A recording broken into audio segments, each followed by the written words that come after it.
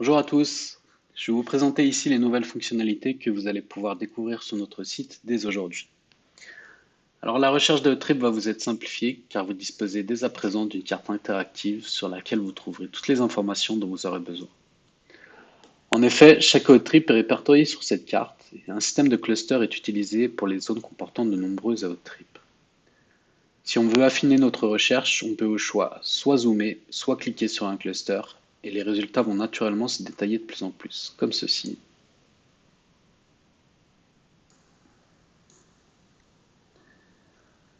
Chaque trip est ainsi représenté sur la carte par une icône mettant tout de suite en évidence l'activité à laquelle il se réfère. De même, si vous cliquez sur une icône, un condensé d'informations vous sera accessible sur l'activité, comme par exemple, dans ce cas présent, on aura donc une photo, le nom de la trip, la catégorie d'activité à laquelle il se réfère, un point de départ, une durée, une altitude maximale, le dénivelé, etc.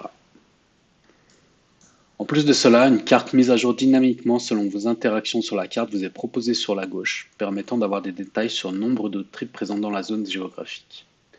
Vous pourrez alors scroller à volonté cette liste, et si vous voulez charger encore plus de trips, c'est possible grâce au bouton en bas de celle-ci.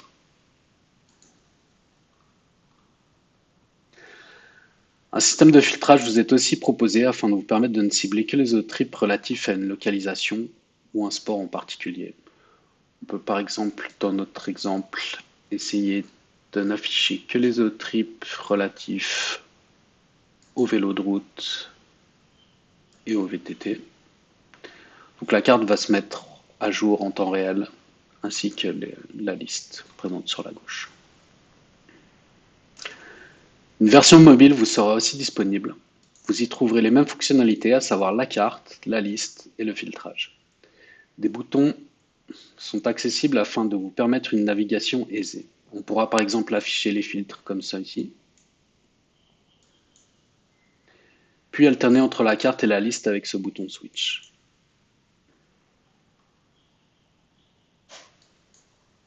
On trouvera aussi un système de slider afin d'avoir une bonne visualisation des autres trips présents sur la zone.